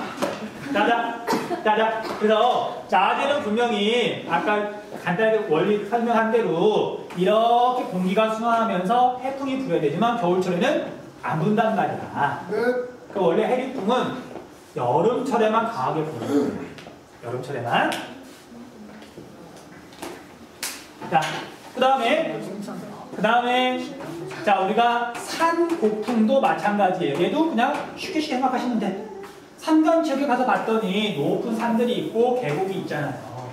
이 계곡 부분하고 계곡이에요. 골짜기. 그다음에 산 정상 부분하고 이렇게 있으면 자, 낮이 됐어요. 낮이야? 네. 낮에 해가 뜨면 당연히 산 꼭대기 부분은 곧바로 해가 비치면서 온도가 올라가요. 네. 근데 여기 계곡은 추워요. 그림자 때문에 해가 안 비치잖아요. 그다음 낮 시간에는 여기가 상승기류가 생기고 상승기류 온도가 낮으니까 계곡에서부터 산 정상 쪽으로 산풍이 분다, 북풍이 분다. 고풍. 고풍이 분다. 불어오는 쪽이 기준이니까 예. 이 바람을 우리말로 골바람이라 그래요. 골짜기에서 불어오는 바람. 바람. 됐어요? 그럼 밤이 되면 이제 반대야. 밤이 되면 여기는 지금 사방으로 열이 쉽게 빠져나가잖아요. 다 뻥 뚫려 있으니까. 네. 자, 여기서 기온이 내려가니까 공기가 차가워지면서 밀도가 커지고 무거워서 아래쪽으로 바람이 내려오는 거죠. 아, 됐어요? 네. 그래서 이렇게 산 정상에 내려오는 바람을 산풍 또는 산바람이라고 부르는 거죠. 바람. 또 우리가 산간 쪽에 가면 낮과 밤에 이렇게 바람 풍향이 달라진다. 됐죠? 산풍 넘어가시면 돼요. 자, 그 다음에 뒤로 넘어가면 병원 때문에 마음 급해졌어. 아니야. 저 지리산태까지 가는 대신이야. 그걸 말하고 빨리 나갈 뿐이야. 뛰어나가. 어떻게 차단하지? 이렇게? 자, 드롭핑 잘 찾아놨다. 그 다음에 자, 계절에 따른 날씨 변화하고 이제 기단에 대해서 나오는 건데 이 부분은 그냥 여러분들이 나중에 그냥 수업 들으시면 돼요. 네. 이런 뭐 수능에서 물어보는 내용 물어볼 만한 내용도 아니고 다 알고 있는 내용이라서 그래서 이 부분은 그냥 건너뛸게요. 필요되는 부분이고 당연히 대부분 알고 있는 거거든요. 그냥 넘어가면 그러니까 자, 우리가 시베리아 기단 언제 영향을 미치냐면 겨울철에 얘는 여름철에 네. 늦봄에서 초여름 사이에 그 다음에 얘는 지우셔도 돼요. 양쯔강 기단은 뭐 있냐 없냐 논란도 많고 그 다음에 적도 기단은 적도에서 우리나라까지 직접 영향을 미치는 게 아니라 여기서 발생한 태풍이 올라오는 거죠. 그냥 그 정도. 그 정도. 자, 그래서 뭐 성격이나 그런 건 위치에 따라 정해지는 거니까 뭐 쉬운 내용이니까 넘어가시면 되고요. 자, 계절별로 여러분이 헷갈릴 것만 체크할게요. 자, 꽃샘 추위는 어떤 기단에 영향을 미치는 걸까? 추위잖아. 시베리아 기단인데 언제 영향을 미치는 거냐면 꽃이 필 무렵에 봄에 시베리아 기단에 영향을 미친다. 그 계절이 바뀌면서 시베리아 기단이 물러가다가 약해지다가 가끔 얘가 꿈틀하는 경우가 있거든요. 그래서 일시적으로 시베리아 기단이 힘이 세지면 유난히 추워지는 날씨가 한 2, 3일 이어지잖아. 꽃샘 추위 기억해 두시면 되고요. 그 다음에 높새바람은 늦봄부터 초여름 사이에 아까 했었고요. 황사 봄에 주로 우리나라에 날라오죠. 네. 자, 이거 맨날 제가 물어보는 건데 뒤에 가면 자연재해 부분에 한 번 더 할 거예요. 황사는 여름에는 아예 없고 주로 3, 4월 달에. 네. 이건 뭐 굳이 그래프를 안 보더라도 알고 있잖아. 네. 봄에. 자, 그 다음에 여름은 두 개로 나누어요. 초여름하고 한여름하고. 초여름은 장마예요, 장마. 자, 그래서 장마랑 관련해가지고 이게 간단하게 설명할게요. 자, 장마라고 하는 게 어느 날 갑자기 생기는 게 아니라 고위도 지역에 있는 차가운 공기하고 그다음 저위도 지역에 있는 따뜻한 공기, 더운 공기하고 힘싸움하는 게 장마거든요. 전선이거든요. 얘는 장마 전선은 없어지지 않아요. 얘가 여름에는 북태평양 기단 힘이 세니까 저기 북쪽으로 올라가 있는 거고 겨울에는 얘가 많이 내려가 있는 거고 얘가 우리나라에 영향을 미치는 시기가 하필이면 6월달부터 7월달인 거지. 됐어요? 자, 그래서 이거야. 자, 우리 한반도가 이렇게 있으면 자, 장마전선이 원래 이렇게 있어야 돼요. 그래서 우리나라에 지금 비가 내리는 거잖아. 근데 얘가 만약에 평소이라면 7월 1일쯤에 이만큼 올라왔다고 가정을 해보면 자, 7월 1일인데 여전히 여기에 있어요. 그럼 우리나라는 어떤 일이 벌어질까? 개꿀. 왜 개꿀이야? 자, 장마전선이 여기 있다는 얘기는 그러니까 원래 7월 1일이면 여기까지 올라와가지고 비가 내려야 되지만 여기 있다는 얘기는 오츠크의 기단의 힘이 더 세다는 얘기잖아. 평소보다. 그러니까 북태평양 기단이 못 밀고 올라온 거잖아요. 네. 얘의 성격이 차갑고 습하잖아. 네. 그러니까 차갑잖아. 네네. 그래서 얘가 장마전선이 밑에 있다는 얘기는 아직 차가운 공기가 우리나라에 영향을 많이 미친다는 얘기예요. 농작물 심어놨는데 차가운 바람이 불어. 냉해를 입기도 해요. 그리고 비가 내려야 되는데 비가 안 내려. 가뭄 피해를 입기도 해요. 평소보다 장마가 늦게 영향을 미칠 때는. 자, 반대로 7월 1일인데 장마가 이미 이렇게 올라가 버렸어요. 와우. 그럼 어떤 일이 벌어질까? 여름이 너무 더워요. 그치? 여름이 빨리 시작하는 거지. 장마가 끝나야 한여름인데. 그래서 우리가 북태평양 기단이 더 힘이 세서 빨리 밀고 올라왔다는 얘기가 되기 때문에 무더위가 일찍 시작되고 장마가 잘 되는데 장마가 일찍 끝나버리니까 오히려 또 가뭄 피해를 입을 수도 있어요. 그냥 장마의 시기에 따라서 그런 특징들이 나타나더라. 자, 기다. 그 다음에 뭐 나머지 거 그냥 읽고 넘어가시면 될 것 같고요. 와우. 자, 뒤에 가서 이제 일기도, 얘는 뭐 수능에서 물어볼 만한 주제는 아니고요. 자, 포인트만 잡자면, 자, 우리나라에 이렇게 뭔가 가로로 길게 걸려있다? 장마. 장마철이죠. 장마철이잖아. 잠만. 자, 그 다음에 우리나라 북서쪽에 H, 타입 고기압이 있죠. 네. 바람이 이렇게 지금 불어온다는 얘기잖아요. 네. 북쪽에 고기압, 남쪽에 저기압 또는 서쪽에 고기압, 동쪽에 저기압, 동고서저, 서구 동저, 서구 동저 또는 북고 남저라고 표현하는데 이건 어느 계절? 저기 왜 태평양 쪽에도 고기압 있어요. 아, 이거 신경 쓰지 말아도 돼요. 아. 이거 그냥 어떤 특정한 날의 일기도를 갖다 그냥 그려놓은 거라서 네. 그러니까 이게 내가 만약에 이 골랐으면 이렇게 안 골랐을 건데 이거 같은 경우에 포인트가 우리나라 가까운 곳 여기에 고기압이 있다는 얘기고 등압선의 간격이 촘촘하다는 얘기는 여기랑 여기랑 압력 차이가 크다. 바람이 세게 분다, 약하게 분다. 세게 분다. 바람이 이렇게 세게 부는 계절? 겨울. 이거랑 반대인 게 우리나라 남쪽에 고기압이 있고 등압선의 간격이 겁나 넓어요. 바람이 약하게 분다는 얘기죠. 예. 어느 계절? 여름, 한여름. 예.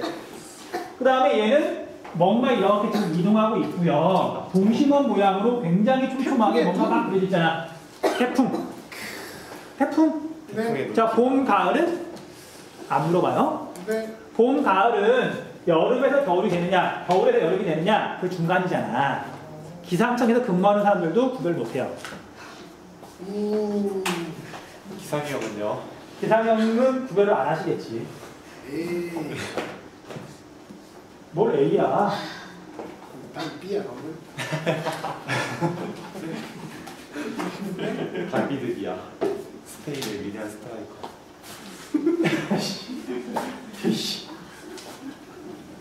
자, 그 다음에 한반도 이제 기후 구분을 할 건데 우리가 지금 앞에서 지역에 따라서 기온도 다르고 강수량도 다르고 여러 가지 이야기 했었잖아요. 난 B2야. 그거에 따라서 이제 한반도를 유의미하게 의미 있게 기후가 서로 다르구나 라고 지금 구별을 하는 건데 이 구별하는 그런 방법이나 그런 거에 대해서는 내신 문제로도 사실 잘 안 내요. 어차피 그런 구분 자체가 중요한 게 아니라 그냥 특정 지역의 어떤 기후 특성이 있잖아. 네. 그걸 주로 물어보거든요. 그러니까 서울이랑 강릉이랑 겨울에 강릉이 더 따뜻하다. 그건 이미 알고 있잖아. 네. 그걸 굳이 지역을 나누어가지고 구별할 필요는 없거든요. 자, 그래서 이 부분도 그냥 중요한 용어만 체크하고 넘어갈게요. 네. 실제로 앞에서 다 공부했던 내용들이야. 자, 먼저 우리가 페페레 아저씨가 기후를 구분했었죠. 세계지리에서. 예. 근데 우리 한국지리에서는 그걸 이용한다, 안 한다? 안 해요. 안 한다. 헐. 전 세계를 나누는 기준이다 보니까 얘가 되게 터프해, 너프해. 그러니까 한반도처럼 좁은 지역에서 맞지 않는 거예요.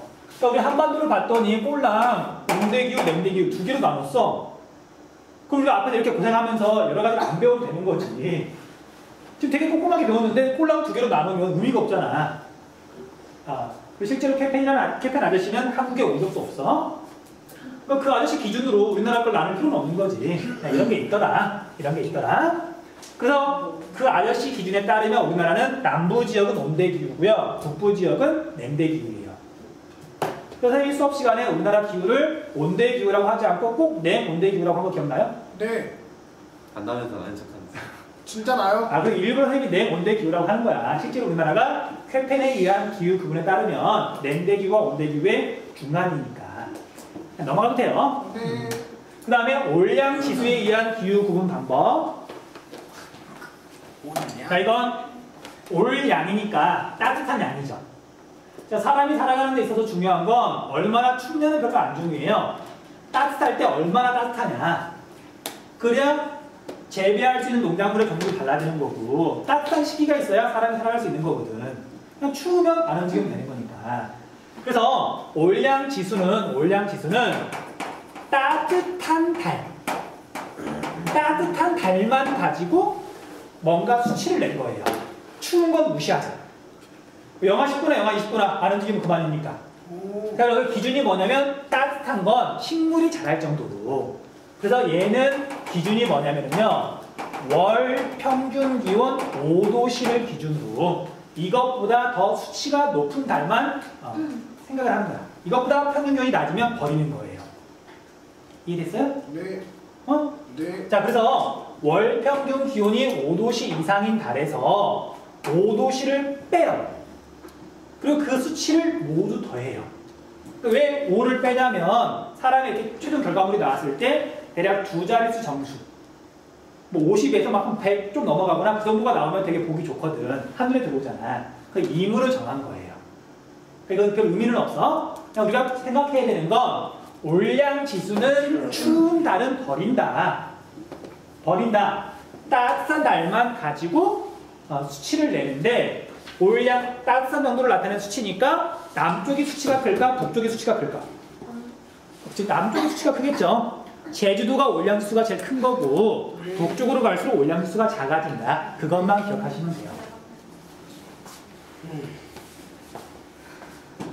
됐죠? 예. 그 다음 이제 우리가 앞에서 배웠던 걸 전부 다 반영해가지고 우리나라 기후를 우리나라 기후학자들이 구분해 놓은 거예요. 자, 이거 외우거나 그런 거 아니야. 시험에서 그렇게 안 물어봐 줄 때. 근데 이제 우리가 기억해야 되는 건 이렇게 표시해 놓은 거 있죠. 네. 자, 우리가 청천강 중산부지역 다오지였고 그 다음에 대동강 하류 소오지였고 지금 이렇게 정리를 해놨잖아. 그러니까 이런 부분들을 이제 가지고 지도에서 지역만 구분하시면 돼요. 실제로는 이거 외우는 게 아니라 앞에서 했던 내용 복습하는 거거든요. 이거 안 봐도 돼요. 자, 그래서 여기까지 보시고요. 하나 더 해야 되는구나.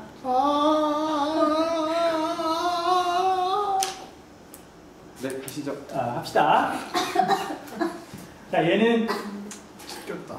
전통 가옥 구조인데 당연히 가옥 구조는 뭘 반영하냐면 기후를 반영해요.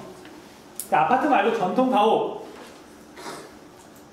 자, 그래서 옛날 집 구조를 보면 그 지역의 기후를 짐작할 수가 있는 거죠. 네. 자, 당연히 남쪽은 개방적이고 북쪽은 폐쇄적이고 네. 그런 건 당연한 거니까 그런 거 말고 이제 지역에 따라서 특징이 뚜렷한 거. 울릉도? 우대기는 우리 중학교 때 초등학교 때 배웠죠. 아니요. 자, 옛날 집을 보면 지붕이 있고 벽이 있을 건데, 자, 집 밖으로 이제 문이 이제 열리면서 집 밖으로 나와서 뭐 부엌에 가거나 뭐 마구간에 가거나 그래야 되는데 문제는 울릉도 눈이 1m 30cm가 왔어요. 네. 눈이 이만큼이 쌓인 거야. 문이 열려 안 열려? 안 되는 안 열리니까 처막 여기를 기준으로 눈이 들이치지 못하도록 간단한 벽을 만든 거예요. 뭐 억새 같은 거 엮어가지고 울릉도는 변호사를 못 지으니까. 얘는 겨울에는 이렇게 우대기를 만들지만 여름에는 때요. 필요 없지. 그냥 이렇게 눈을 막기 위한 시설 우대기. 그래서 여기 보면 우대기라는 글씨가 보이면 그냥 무조건 울릉도인 거예요. 다른 데는 없어. 자, 정읍이라 하더라도 문이 안 열릴 만큼 눈이 많이 오진 않아요. 네. 굳이. 근데 지붕 위에 눈이 한 30cm 이렇게 쌓이잖아, 주택에서. 그러면 집이 이렇게 물려가지고 집 안에 있는 문이 잘 안 열려요. 그래서 집에 갔을 때, 막 내려갔을 때 눈이 이제 쌓여가지고 막 녹기 시작할 때였었거든요. 집에 가가지고 이제 현관문은 잘 열리던데 그 안에 있는 나무 문이 있죠. 열려오더니 잘 안 열리더라고. 그래서 3박 4일 동안 집에서 밖에 안 나오고 밥만 먹고 뒹굴뒹굴 하다가 이제 서울 올라올 때 근데 눈이 많이 녹았거든? 그러니까 문을 열니까 또 잘 열리더라고요. 그러니까 눈이 많이 오면 그래. 심지어 눈이 더 많이 오면 집이 무너질 수도 있어요. 자, 그 우대기 이렇게 보시면 되고요. 자, 그 다음에 제주도에 보면 고팡이라고 있는데 우리 서귀포의 1월달 평균 기온이 6.8도였죠. 서울의 3월달보다 따뜻하다 그랬잖아. 네. 얘는 그래서 다른 방에는 물론 이제 난방시설 온돌이 있어요. 근데 어떤 공간에는 일부러 온돌을 안 만든 거예요. 온돌이 없어도 지낼만 하기도 하고, 그 다음에 집 안에다 보통 온돌을 설치하지 않고 거기다 그냥 보통 곡식 창고로 쓰고 그랬대요. 그러니까 선택적으로 하는 거야. 그리고 제주도는 재밌게도 다른 데는 다 밥을 하게 되면 방이 저절로 따뜻해지는데 제주도는 보통 밥하는 그런 솥이 집 밖에 있어요. 괜히 이렇게 떼면 너무 더워지니까 필요에 의해서 이렇게 온도를 하기도 하고 밖에서 밥을 하기도 하고. 아무튼 그래서 제주도에는 곱팡이라고 하는 시설이 있는데 별게 아니고 집 안에 있는 방인데 온돌이 없는 방을 곱팡이라 그래요. 그러니까 서늘하니까 뭐 곡식 창고 같은 걸로 썼다 그래요. 자, 그 다음에 하나만 더. 여기 관북형 개마고원 일대 북쪽 지역은 겨울에 엄청 춥죠. 네. 자, 부엌에서 밥을 해가지고 차려가지고 집 밖에 나왔다가 다시 안방으로 들어가려고 봤더니 바깥 기온이 영하 20도예요. 싫잖아. 싫잖아. 그래서 부엌이 이렇게 있으면은요, 부엌이 이렇게 있으면 아무래도 갔을 텐데. 자, 우리가 아궁이가 이렇게 있고 여기 위에 이제 솥이 있잖아요. 네. 그리고 보통은 바로 여기 벽이 있고 이 너머가 방이잖아. 네. 근데 벽을 이렇게 곧바로 만든 게 아니라 집에서 제일 따뜻한 곳은 불을 빼는 부엌이 제일 따뜻하죠. 여기를 갖다 구들장을 넓게 만든 거예요. 그 다음에 벽은 이제 여기에 있는 거야. 그럼 여기에 이제 이렇게 솥이 있고 여기에 이제 되게 부엌 넓은 공간이 만들어지는 거거든요. 여기가 제일 따뜻하고 여기는 주로 생활을 하는 거야. 문은 여기에 있고요.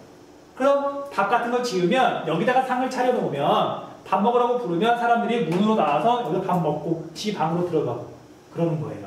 그러니까 너무 추우니까 집 밖에 안 나오는 거고 오늘날 거실처럼 이런 공간을 만들어놨는데 이런 공간을 정주간이라고 불러요. 정주간. 자, 그 정도만 기억하시면 돼요. 네.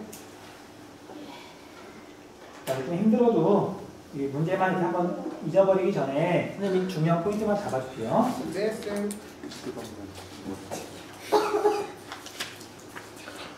네. 고통스러워.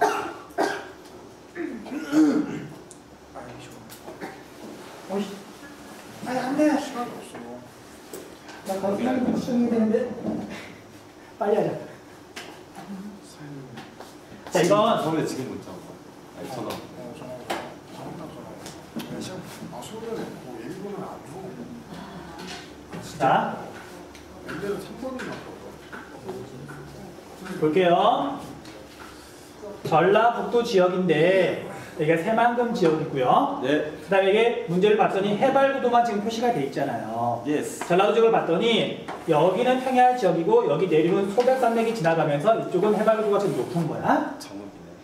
정읍은 여기에 있어요.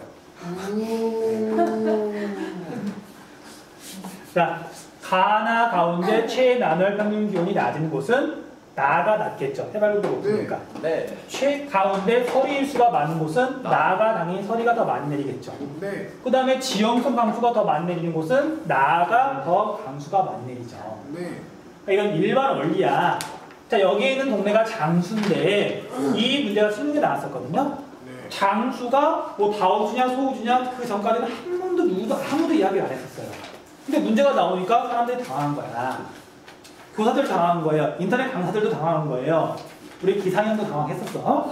근데 일반 원리는 해발구도가 높으면 지형성 강수가 많이 내린다. 그거 가지고 사실 쉽게 풀 수 있는 건데 근데 이 뒤로도 그런 걸로 몇 번 나온 적이 있어요. 일반 원리야. 해발구도가 높으면 무조건 강수량이 많다. 기억하시면 돼요. 알겠습니다. 자, 그 다음에 연 강수량이 많은 곳, 당연히 나가 되겠죠. 네. 그렇게 하면 돼요. 4개는 나야? 네 개 다 나야. 선생님은 무진장 버프로 당황하지 않으셨겠네요. 나? 네. 고양이 뭐. 그럼 뭐. 한번 난 알고 있었으니까. 그러니까 선생님이 워낙 그 술 많이 먹고 뭐 피곤해가지고 문제를 풀지 않느나 모의고사 수능 나오면 절대 안 틀려요. 와. 아, 그 정도 자신감이 있어야지, 지리교사가. 최근 5년, 6년 동안 수능이랑 평가원 문제에서 한 문제도 틀려본 적이 없어요. 와. 이렇게 가끔 애들 감독하잖아. 감독할 때, 수능 그 사회 탐구할 때 감독할 때 그 자리에서 문제 풀고 애들한테 문제 던져주고 나가야지. 다 맞춰보라고. 아, 그 정도는 돼야지, 지리교사가. 아 진짜 그래요? 시간 끝나면 주고 나와요. 나 가끔 그래요.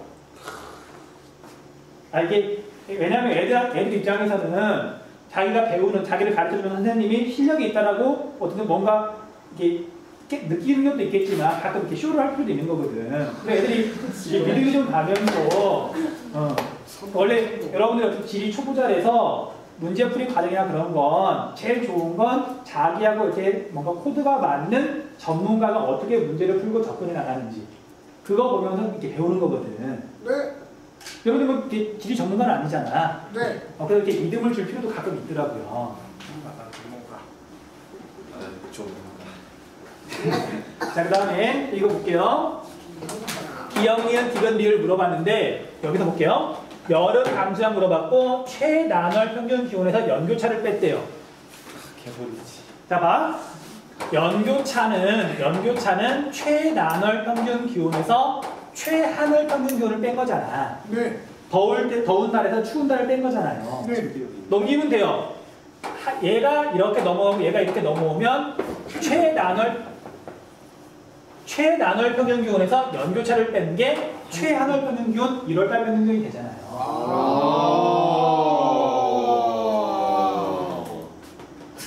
정말. 이거 겁나 이상해. 믿음이 자. 생겨버렸습니다. 우리 선생님 최고. 그러니까 근데 이런 것들이 물론 아까 다 수업에서 이야기 좀 좋은데, 자 우리 기후 제일 앞에 부분 보면 이렇게 내용 정리 해놓은 거 있죠. 네. 이 내용이 그 내용이에요. 그러니까 그런 거 가지고 당황하면 안 된다고요. 네, 쌤. 2월달에 마스터해서 귀찮다고? 여기야 그렇게 대놓고 말하면 안 돼. 아, 네, 알겠습니다. 자, 그래서 까만 점은 1월달 평균 기온. 자, 기억은 인천이죠. 서울보다 조금 높겠죠. 영하 2도 정도. 그 영하 2도 정도 얘가 D가 기억이네. D가 기억이고요. 얘는 영하 5도 밑으로 떨어지죠. 네. 서울보다 더 추운 동네 니은밖에 없죠. 예. 그 B가 니은이고요. 디귿하고 리라고 봤더니 니을이 더 따뜻하죠. 겨울철에. 그래서 여기 제일 따뜻한 B가 리을이고 그 다음에 C가 디귿이 되겠네요. 이렇게 해서 지역만 연결시키면 되는 거예요. 그 기후 문제는 이런 식으로 나오는 거예요. 그러니까 지금 뭐 수치를 다 외우거나 그런 건 필요가 없고, 됐죠? 상대적인 거 얼마나 더 온도가 높냐 낮냐 그런 것만 가지고 지역을 구분하는 게 주된 흐름이거든요. 이렇게만 푸시면 돼요. 자, 그래서 답 찾으시면 되죠. 넘어가면 되고, 자, 그 다음에 얘가 출제됐을 때 굉장히 난이도가 높았던 문제예요. 여기 한번 봐봐. 자, 시작점하고 종점하고 있는데 이 문제는 뭐 오답을 골라내고 뭐 그런 것보다도 뭐 그렇게 풀어냈던 문제이기도 한데 포인트가 시작점하고 끝점하고 우리가 정확하게 구별할 수 있느냐 없느냐. 근데 어려운 문제 아니거든. 잘 보면 봐봐. B의 시작점은 어디예요? 서울이죠. 예. 강화도 바로 옆에 서울이잖아. 예. 그 다음에 쭉 가서 봤더니 얘가 지금 항구는 아니고 약간 안쪽이죠. 여기 어딜까? 대관령. 대관령이죠. 예. 대관령. 우리가 중부지방을 봤더니 단면도를 잘라보면 이렇게 단면도가 잘라지는 거죠. 네. 그래서 B에서 여기 이렇게 갈수록 평균 기온은 낮아진다. 네. 그 다음에 강수량을 봤더니 서울하고 대관령은 어디가 더 많아요? 대관령이 많고 서울이 더 적고. 그러니까 이런 조건들 가지고 이런 걸 가지고 1번부터 5번까지 골라내는 문제였었거든요. 네. 그 다음에 여기 볼게요. 여기 끝점이 어딜까? 북한에서 비가 제일 많이 오는 원산? 원산. 여기는 어딜까? 평양. 이도 똑같으니까. 예. 그럼 여기는 소우지고 여기는 다우지죠. 네. 끝. 결국이 있어요. 이것만 가지고 문제를 풀면 되는 거였어요. 자, 원산은 태백산맥이 이렇게 있으면 이쪽 동해안 지역은 전부 다우지라고 했었잖아요. 네. 강릉부터 해가지고 그렇게 푸는 문제였었어요. 네. 그 다음에 이런 문제도 나오면 한 번만 딱 해보면 돼요. 조건이 차이는 서울의 기후값에서 해당 지역의 기후값을 뺀 것임. 이거 좀 오래된 문제라서 지금은 이렇게 잘 안 나오더라고요. 학생들이 헷갈려한다고. 실컷 내용은 다 알았는데 이게 뭔 소리인지 몰라가지고 틀린 학생이 많았었거든. 근데 혹시 이런 문제가 또 나오거든, 직접 한번 해보면 돼요. 차이는 서울의 기후값에서 뺐대요. 네. 봐봐. 연 강수량 차이라고 돼 있잖아. 네. 자, 우리가 서울의 연 강수량 알고 있죠. 네. 1450에서 어떤 지역의 값을 뺐더니 얘는 200이 나왔어요. 네. 200. 지금 C를 보니까 덜. 그러면 X는 대략 1250이 되는 거죠. 네. 이해돼요? 네. 자, 그래서 얘가 이 막대 그래프는 위로 플러스가 값이 크면 클수록 그 지역의 감수량이 적은 거고 네. 작으면 마이너스가 나오면 나올수록 그 지역의 감수량이 많은 거지. 그래서 이건 연 감수량이 제일 많은 지역, 제일 적은 지역 그렇게 순서 정해놓고 마찬가지예요. 연교차도 이거 보고 순서 정해놓고 그 다음에 기역, 니은, 디귿, 리을 가지고 풀면 되는 문제였던 거죠. 네. 자, 봐. 기역, 니은, 디귿, 리을 중에 연 감수량 어디가 제일 많을까? 니은이 제일 많다 그랬었죠. 네. 그러니까 이건 아까 공부했던 거기도 하지만 잊어버리더라도 몇 번만 복습하면 돼요. 네. 다우지, 소우지 몇 개 안 됐잖아. 그 다음에 여기 디귿하고 리을하고 어디가 더 비가 적게 내릴까? 연 감수량이 적을까? 리을이 더 적다 그랬었죠. 예. 여기는 전체적으로 소우지지만 다른 교재에서 소우지라고 다루지는 않더라. 근데 분명히 소우지다. 네. 근데 이쪽 동네 경상북도 해안가 지역까지 포함해가지고 이쪽 동네는 남한에서 제일 비가 적게 내린다. 빼봐. 네. 아까 강조했었잖아요. 네. 얘가 연 강수량이 제일 적은 거예요. 그렇게 가지고 푸는 문제예요. 아, 열심히 깨봤는데. 됐죠? 자, 그 다음에 이것만 하나만 더 하고 나머지 문제는 잠깐만요. 나머지 문제는 알았어. 여러분들 풀 수 있는 문제니까 이 문제만 선생님 다시 한번 볼게요. 자, 작년 수능 문제예요. 와. 그 작년 수능 문제고 학생들이 되게 많이 틀렸던 문제야. 되게 많이 틀렸던 문제인데 잠시만요. 예? 어디였지? 못 찾겠다. 꾀꼬리. 왜 못 찾아? 제가 못 찾겠다고 꾀꼬리 하니까 지가 알아서 나오셨나요? 와. 아니죠? 아니죠? 연. 죄송합니다. 야, 지금 여러분들 믿거나 말거나 지금 문제 대부분이 내 머릿속에 그대로 들어있는데 그럼 칠판에 써주세요. 인증. 자, 어디 갔어? 여기 있네. 이 문제거든요. 네. 이 문제인데 물론 답은 정해져 표시가 되어 있지만 뭐 답보다도 문제 풀이하는 과정이니까 한번 볼게요. 네. 이 문제를 봤더니 가라고 AE, 가라는 4개고 AE는 5개죠. 네. 그러니까 이게 이것 때문에 조금 어렵게 느꼈던 거긴 한데 자, 지역 특성들 볼게요. 연 강수량, 최하늘 평균기온, 기온의 연교차 있죠. 네. 근데 이렇게 쭉 봤더니 여기 중강진이랑 유도가 똑같은 B는 청진. 청진. 포인트는 622mm. 연 강수량이 우리나라에서 제일 적다. 미쳤다. 수치도 외우라 비슷잖아요. 예. 그렇잖아. 그래서 얘가 지금 기계를 아. 먹었다. 얘가 B예요. 얘가 B. 근데 봐봐 학생들이 뭘 헷갈렸냐면 그러니까 여기가 연 강수량이 그렇게 가장 적다라고 공부를 했는데도 불구하고 중강진 얘가 연 강수량이 물론 적으니까 일단 연 강수량 적고 그다음에 기온의 연료차가 제시가 됐잖아요. 네. 가 아니야? 어? 네. 그래서 얘 같은 경우에는 연료차가 보면 알겠지만 또 40도라고 또 표시가 돼 있잖아. 네. 그 다음에 여기 청진보다 강수량이 조금 더 많고. 네. 그래서 A, 여기 가가 A예요. 근데 이제 학생들이 헷갈렸던 게 뭐냐면 봤더니 여기 연교차가 기온의 연교차가 지금 여기 나가 제일 작잖아. 네. 제일 작으니까 학생들이 2가 연교차가 제일 작구나. 이것만 본 거야. 이것만. 맞아. 다시.